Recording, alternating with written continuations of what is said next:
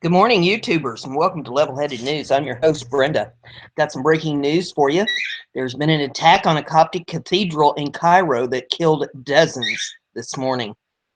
A bomb ripped through sections reserved for women at Cairo's main Coptic cathedral during Sunday morning mass, killing at least 25 people and wounding 49, mostly women and children, Egyptian state media said.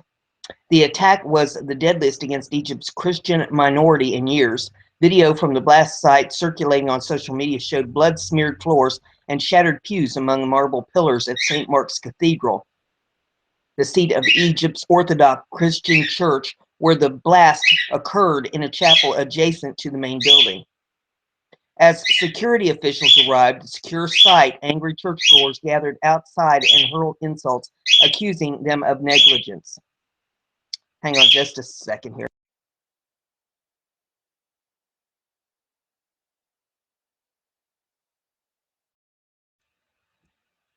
Okay, now we'll jump back into this. There was no security at the gate. One woman told reporters they were all having breakfast inside their van.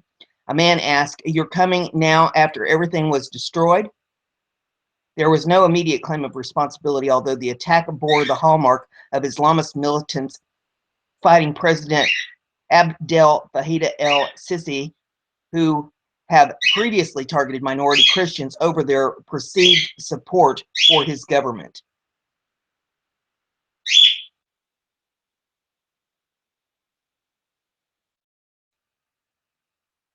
It was the second major attack in the Egyptian capital in 3 days, marking a jarred return to violence after months of relative calm. An Islamist militant group claimed responsibility for an explosion at a security checkpost on Friday that killed 6 police officers. Mr. Sisi's strongman rule has come under economic pressure in recent months amid high inflation and sharp drop in the value of the Egyptian pound. Threatened street protests last month did not materialize, but the surging attacks may be an attempt to stoke opposition through violence. Egyptian security officials quoted by state media said that an explosive device containing about 26 pounds of TNT had been placed in the chapel. It went off during mass around 10 a.m.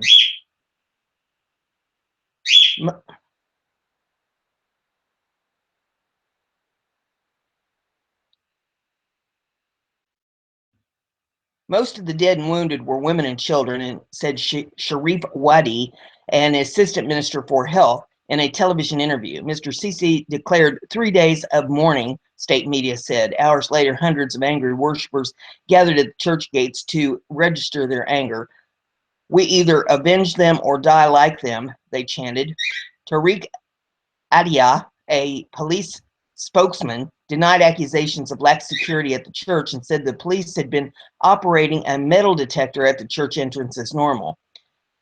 A current fury and frustration ran through the crowd gathered at the church gates, much of it directed at Mr. Sisi and his supporters in unusually strong terms. At one point, the crowd broke into chants of "the people demand downfall of the regime," the signature call of the mass uprising in 2011 that led the ouster of President Hosni Mubarak. The crowd pushed out Lamaz el-Hadi, a prominent TV presenter seen as sympathetic to Mr. Sisi's chanting "Leave, leave," and called for resignation of the Interior Minister, Magdi Abdel Ghaffar.